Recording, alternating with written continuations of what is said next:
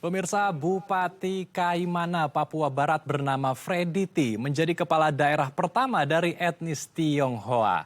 Selama menjabat menjadi Bupati Kaimana, Freddy T membuat beberapa proyek yang membangun kualitas hidup warganya. Seperti bedah rumah per desa dengan nilai 4 miliar rupiah dan program pendidikan gratis 15 tahun untuk anak-anak di Kaimana. Freddy T adalah bupati pertama dari etnis Tionghoa di tanah Papua, tepatnya di wilayah Kabupaten Kaimana.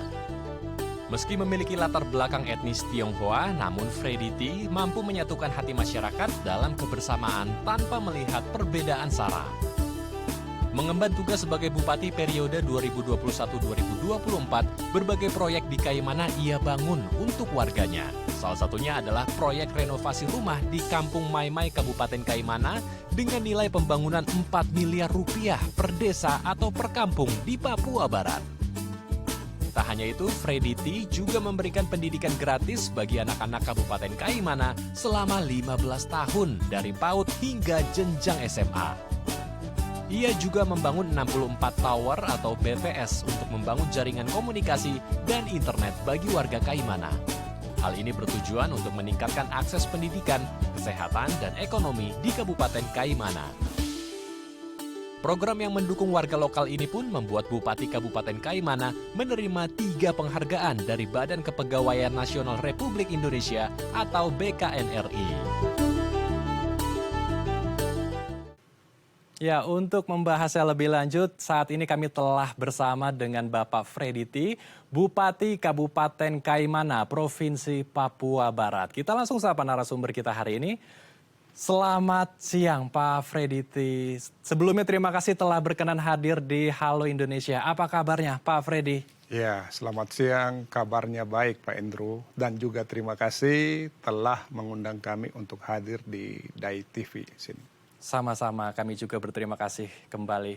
Pak Freddy, kita langsung saja berdiskusi. Pak Freddy adalah satu-satunya atau pertama kali kepala daerah dari keturunan etnis Tionghoa menjadi bupati di Kabupaten Kaimana. Ini luar biasa sekali ya, dipercaya oleh warganya untuk memimpin daerahnya di Kaimana. Boleh diceritakan Pak Freddy, sebetulnya bagaimana wilayah Kaimana ini dari sisi toleransinya, kemudian pluralismenya sehingga bisa begitu toleran dan memilih Pak Freddy untuk menjadi bupati di Kaimana? Ya, pertama mungkin saya gambarkan dulu kondisi Kabupaten Kaimana. Kabupaten Kaimana ini salah satu kabupaten pemekaran dari Kabupaten Fakfak. Lahir Kabupaten Kaimana itu pada tahun 2003. Kabupaten Kaimana luasnya sendiri kurang lebih 37.000 km persegi. Itu ada luas lautan dan luas daratan. Kurang lebih 55-45. 55 itu luas daratan, 45 lautan. Kita terdiri dari 7 distrik dan 84 kampung. Berkaitan dengan kehidupan di Kabupaten Kaimana, toleransinya sangat luar biasa. Pluralismenya luar biasa. Itu sudah terbentuk dari grandfather kita, orang tua-tua kita, berkaitan dengan toleransi ini. Dalam beberapa kesempatan, saya sendiri lihat waktu masih kecil, saudara-saudara kita yang kampung Kristen, kalau buat gereja dibantu oleh saudara yang Muslim. Dan sebaliknya, kalau kita saudara yang Muslim buat masjid, yang Kristen juga bantu. Ini menjadi modal kita, modal pemerintah, untuk kita jaga, kita rawat kebersamaan ini. Baik, jadi warganya memang sudah punya core atau punya inti toleransi yang luar biasa ya antar warga satu dengan warga yang lain, luar biasa. Saya masih ingin mengenal lebih dalam, mungkin pemirsa di rumah juga penasaran ya dengan sosok Pak Freddy yang luar biasa menjadi pemimpin daerah.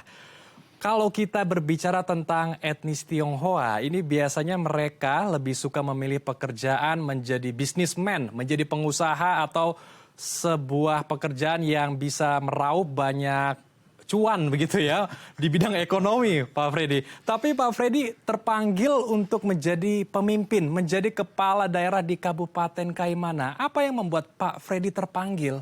Ya, jadi begini Pak Endro. Pertama, komunitas kita orang keturunan Tionghoa di Kaimana itu tidak banyak. Penduduk Kaimana kurang lebih 45.000. Kalau kita break orang keturunan orang Tionghoa itu di Kaimana kurang lebih mungkin 200 kakak. 200 kakak jadi tidak banyak ini. Yeah. Berkaitan dengan pertanyaan tadi, rata-rata pemahaman orang Chinese itu lebih cenderung kepada usaha, ekonomi ya. Saya sekali lagi pilihan hidup sampai jadi bupati ini saya bilang mengalir seperti air saja. Artinya kita harus tahu bahwa Tuhan yang mengatur ini semua. Jadi perjalanan saya mau jadi seorang pengusaha saja itu tidak pernah dalam satu mimpi atau cita-cita. Bahkan mau jadi kepala daerah ini. Tapi dalam hidup kita berproses dan kita tidak pernah harus menyerah dengan hidup ini. Nah, puji Tuhan, hari ini kita diberikan amanah oleh masyarakat Kaimana. Keterpanggilan saya menjadi kepala daerah itu karena selama ini, baik dari orang tua saya dan saya, kita sudah berterima kasih kepada negeri, kepada tanah Papua ini sudah berikan kita berkat dan rezeki. Sudah tentu sebagai manusia kita ingin bekerja dengan kasih, bekerja dengan yang baik untuk membangun tanah Papua yang kita cintai ini. Karena tanah Papua bagi saya itulah titik darah saya. Saya lahir di situ, kalaupun saya dipanggil menghadap Yang Maha Kuasa, saya juga di situ. Jadi kita harus merasa memiliki, mencintai negeri di mana kita dilahir, kita dibesarkan dan kita mendapat rezeki hidup dari situ. Jadi ini keterpanggilan saya mau bekerja, menyerahkan diri saya untuk tanah Papua, khususnya Kabupaten Kaimana. Baik, luar biasa sekali. Jadi ini kalau saya tarik garis kesimpulannya, diberkati untuk memberkati ya. Luar biasa sekali. Jadi terpanggil untuk bisa menjadi manfaat bagi orang banyak. Nah, berbicara tentang manfaat, ada tentu program, visi dan misi kepala daerah ya. Salah satu visi atau misi dari Pak Freddy yang luar biasa yang saya dengar adalah membangun kampung, membedah rumah-rumah di daerah Kabupaten Kaimana dengan total biaya 4 miliar rupiah per kampung atau per desa. Ini jumlahnya nggak sedikit Pak Freddy. Ini sebetulnya konsepnya seperti apa dan sebenarnya bagaimana kondisi sosial dan ekonomi warga di Kaimana, Pak Freddy? Iya, jadi yang jelas program 4 miliar rehab rumah untuk satu kampung. Ya. Ini menjadi salah satu program unggulan yang mana menjadi inspirasi saya sebelum jadi bupati. Kan orang tua saya ini pedagang kampung. Hidup dari kampung ke kampung, begitupun saya. Sehingga saya sangat mengenal kehidupan masyarakat di kampung itu apa yang menjadi keinginan mereka. Waktu jadi calon kepala daerah, program ini saya sampaikan. Sudah tentu kalangan lawan sebelah itu dengan bahasa mereka itu nggak mungkin itu program tipu-tipu. Ya, karena sekali lagi dalam mengolah pemerintah itu mereka bilang ada kisi-kisi, ada aturan dan ada regulasi. Tapi itu sudah menjadi niat saya, anggaran yang ada saya akan fokuskan ke situ. Dan hari ini saya buktikan. Ya, di tahun 2021 saya programkan 4 kampung. Di tahun 2022 yang baru berakhir kemarin 26 kampung, sudah 30. Di tahun 2023 ini 27 kampung. Berarti sudah 57. Sisanya 27 saya akan selesaikan di tahun 2024.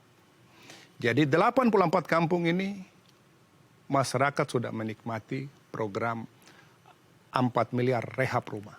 Wah, luar biasa sekali. Lalu seperti apa proses perubahan rumahnya atau bedah rumah ini? Dan kondisi rumah sebelumnya memang seperti apa, Pak Freddy? Apakah betul-betul jauh dari kata modern seperti ya rumah-rumah yang ada di kota? Baik. Kalau di kampung rumah ini banyak ya, mohon maaf. Kita punya basudara kerja sebagai petani, kerja sebagai nelayan. Penghasilan mereka membangun satu rumah batu, rumah perbanian itu sangat susah. Kalaupun penghasilan ada paling mungkin bisa beli seng, lantai juga lantai tanah, mungkin belum punya pintu jendela. Sehingga dengan program ini, rumah-rumah yang belum selesai kita bedah, supaya yang kurang-kurang ini rumah ini sempurna.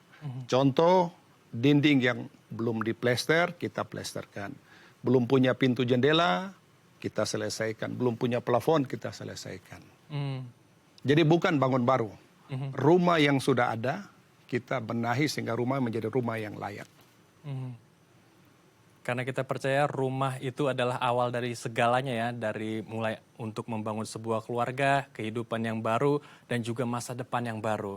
Dan tentunya ini juga menjadi dampak positif yang luar biasa ketika rumah-rumah di daerah Kaimana sudah lebih baik, maka daerah Kaimana pun juga akan meningkat kualitas hidupnya.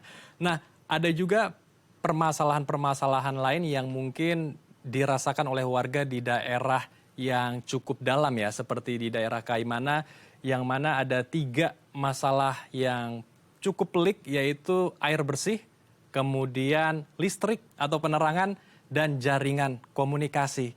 Bagaimana Pak Freddy menjawab semua tantangan itu? Yang jelas, program kita, selain tadi rehab rumah, dengan program 4 miliar, kita konsentrasi 4 hal. Yang satu 4 miliar, yang kedua air bersih, yang ketiga penerangan, yang keempat jaringan komunikasi. Ini menjadi kebutuhan dasar masyarakat di kampung kita. Saya lahir tahun 70. Dan waktu saya masih kecil itu, saya tahu kehidupan Kaimana seperti apa.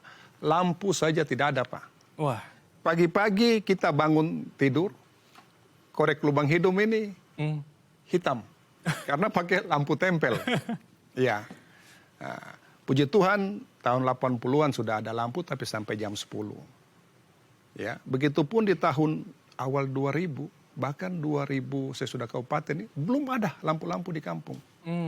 Sehingga itu menjadi kerinduan saya. Dipercayakan jadi bupati, 4 hal ini harus saya bisa penuhi untuk masyarakat. Puji Tuhan, ya, jaringan komunikasi, kita sudah terbangun dibantu dengan program Bakti itu ada 64 tower. Dan semua berfungsi. Wah.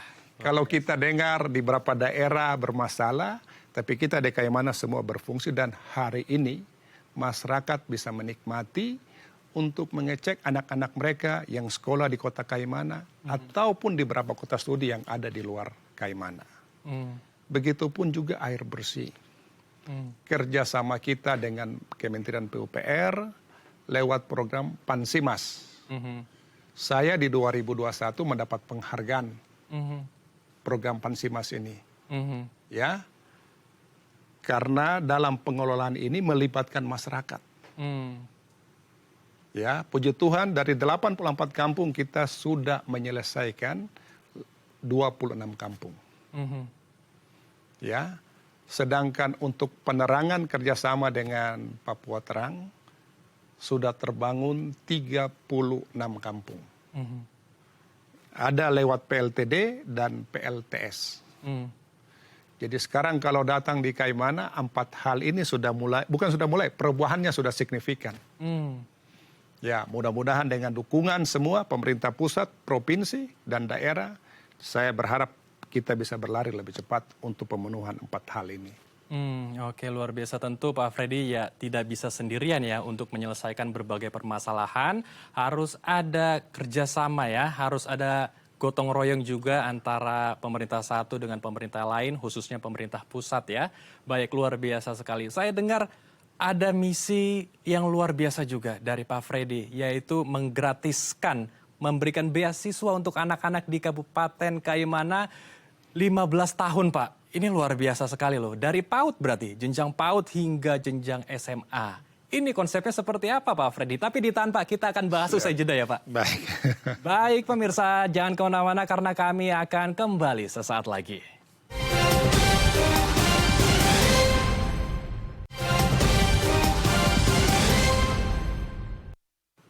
Terima kasih pemirsa, Anda masih bersama kami di Halo Indonesia. Kita akan melanjutkan perbincangan hangat kita bersama dengan Bapak Freddy T selaku Bupati dari Kabupaten Kaimana, Provinsi Papua Barat. Kita langsung lanjutkan diskusi kita, Pak Freddy T. Melanjutkan pertanyaan saya di segmen sebelumnya. Dari program Pak Freddy menjabat menjadi Bupati, ada program yang sangat luar biasa sekali, yaitu beasiswa 15 tahun untuk anak-anak di Kaimana. Ini mulai dari jenjang PAUD hingga jenjang SMA. Ini konsepnya bagaimana, Pak Freddy? Apakah semua anak bisa mendapatkan dengan gratis mulai dari baju, kemudian uang sekolah dan buku-buku, Pak Freddy? Iya, jadi saya cerita sedikit. Saya dilantik 26 April 2021. Anggaran 2021 itu sudah dibahas oleh pemerintah sebelumnya. Di awal tahun ajaran baru di bulan Juni-Juli, saya kedatangan tamu. Tamu ini orang asli. Datang mengeluh sejumlah biaya yang dipungut oleh sekolah. Di luar SPP ya. Tahun ajaran baru mungkin ada seragam, buku dan lain-lain. Itu bervariasi. Ada 1,5 juta sampai 1,7. Tergantung jenjang. Saya sendiri begitu dengar seperti itu, sudah tentu hati saya terharu. Saya tidak mau anak-anak asli Papua mau sekolah saja tidak bisa karena menyangkut beban ini. Sudah tentu di awal-awal ini kan saya masih belajar juga. Ya. Saya punya bagian keuangan, saya diskusi. Bagaimana anggaran kalau nanti kita bijaki untuk bantu biaya ini seperti apa. Rupanya bagian keuangan saya sampaikan Pak Bupati masih bisa. Karena kita punya anggaran otsus. Dan otsus itu diperuntukkan untuk itu juga. Sehingga saya memberikan petunjuk supaya di tahun 2021 wajib belajar itu 9 tahun. 9 tahun hitungan kita SD, SMP, dan SMA. Dan sesuai dengan aturan pengelolaan tanggung jawab pendidikan itu kabupaten sampai pada tingkat SMP saja. Ya, di tahun 2022 lahirnya Undang-Undang Otsus nomor 2 tahun 2021. Ya, pasal 106 107 pengelolaan SMA dan SMK dikembalikan ke kabupaten yang dulunya di provinsi. Nah, sehingga di tahun 2022, lewat intervensi APBD, kita biayai dari mulai PAUD, TK, SD, SMP, SMA, dan SMK. Jadi mulai dari SPP, dan juga tadi uang buku dan uang seragam. Kalau untuk negeri, ya sudah tentu tanggung jawab pemerintah tidak ada masalah. Tetapi yang menjadi masalah sedikit itu pada yayasan. Kebetulan kita yayasan di Kaimana itu ada yayasan YAPIS, yayasan misi atau Katolik, dan YPK. Ya. Kita masih butuh proses untuk mereka menghitung sejumlah biaya yang nantinya kita hibahkan untuk mendukung itu. Ada sebagian yang sudah jalan, ya, tapi ada sebagian yang masih sedikit polemik itu. Tapi saya optimis anggaran kita cukup untuk kita intervensi supaya anak-anak Papua ini, khususnya anak-anak Kaimana, harus bisa dapat sekolah. Oke, luar biasa sekali. Jadi ada dana juga yang memang disiapkan agar anak-anak di Kabupaten Kaimana bisa menempuh sekolah yang lebih tinggi ya. Nah, berbicara sedikit tentang dana, ini kan nggak sedikit Pak Freddy. Apalagi tadi di segmen sebelumnya kita sempat diskusi juga ada program benah kampung ya, 4 miliar per satu kampung. Ini bukan dana yang begitu kecil ya, besar sekali. Ini apakah pure murni dari APBD di Kaimana atau seperti apa Pak Freddy? Jelas murni dari APBD. Saya gambarkan sedikit, APBD kita 1 tahun, Kabupaten Kaimana kurang lebih itu 1,1 T atau 1.100 miliar. Amanat undang-undang itu 20% untuk pendidikan. Jadi kalau 20% dari 1,1 T itu setara dengan 220 miliar. Jadi menurut saya uang ini besar. Ya, tinggal bagaimana kita betul-betul menempatkan porsi pendidikan sesuai dengan regulasi.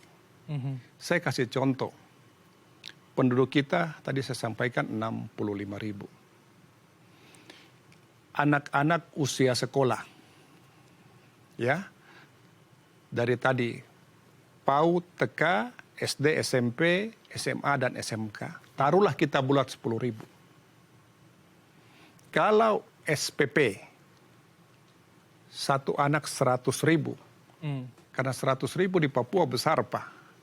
SPP di Jawa itu bisa 2 juta, 3 juta. Papua 50, 100 ribu sudah besar. Ya, kita anggap 100 ribu. 100 ribu kita kali 10 ribu, kan 1 miliar. 1 tahun kali 12, 12 miliar. Taruhlah 200. 200 kali 10 ribu, 2 miliar. Kali 12, 24 miliar. Ini SPP. Tinggal kita hitung tadi. Biaya seragam, biaya buku. Saya bilang tidak lebih daripada mungkin 40-50 miliar untuk biaya ini. Masih ada sisa anggaran untuk kita bisa tadi. Peningkatan sarana prasarana dan kualitas guru masih ada. Saya berkomitmen ini. Amanat undang-undang untuk pendidikan kita harus berikan porsi yang tepat. Baik, jadi uang juga sebetulnya dari rakyat ya. Dari rakyat, oleh rakyat, dan untuk rakyat. Luar biasa sekali. Selain bedah rumah ya atau benah kampung, 4 miliar rupiah per satu kampung. Kemudian ada beasiswa 15 tahun, ini juga sangat luar biasa. Dan ada juga program biaya atau layanan kesehatan yang digratiskan ya, tentunya juga dengan BPJS yang saat ini sudah berjalan. Ini luar biasa juga karena mungkin di sana banyak yang sulit untuk mendapatkan akses atau layanan kesehatan. Ini boleh diceritakan Pak Freddy, bagaimana saat ini situasi rumah sakit atau sarana kesehatan di sana dan bagaimana juga warga agar bisa mudah menjangkaunya. Tenaga medis di sana juga saat ini bagaimana Pak Freddy, apakah sudah mumpuni? Jadi baik, saya sekali lagi diberikan amanah. Selain tadi 4 program, ya, saya memberikan perhatian khusus untuk pendidikan dan kesehatan. Bagi saya ini kebutuhan dasar masyarakat. Masyarakat mau pintar kan harus sehat. Ya.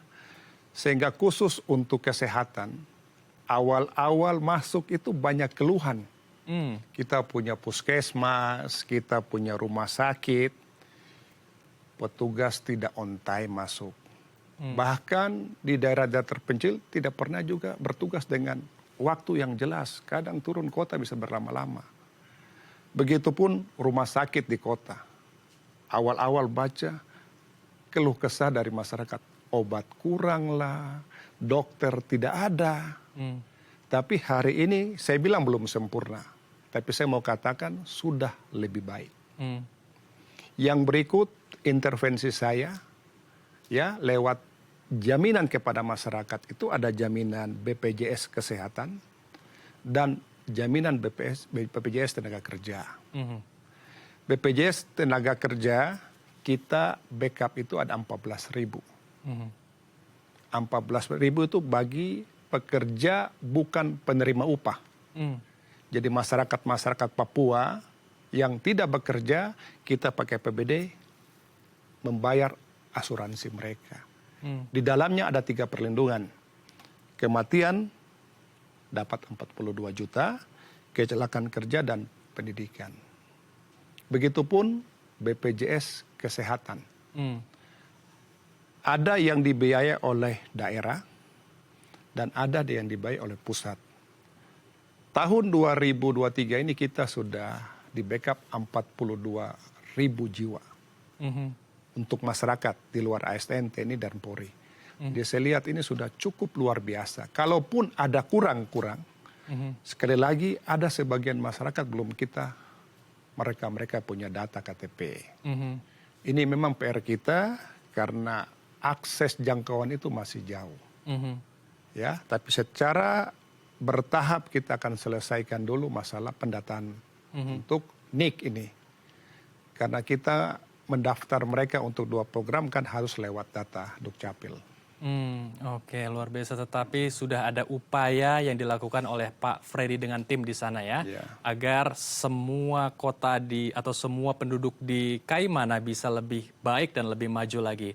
Permasalahannya Pak Freddy, untuk bisa membuat sebuah kota atau daerah ya menjadi lebih maju, tidak hanya ada infrastruktur, sarana dan prasarana yang baik, SDM ini juga menjadi kunci utama agar kota bisa lebih maju lagi.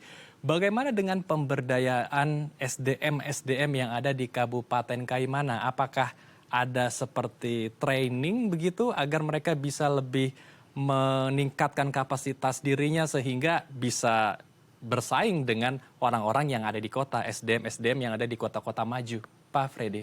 Iya, jadi kalau kita bedakan dari SDM formal dan informal.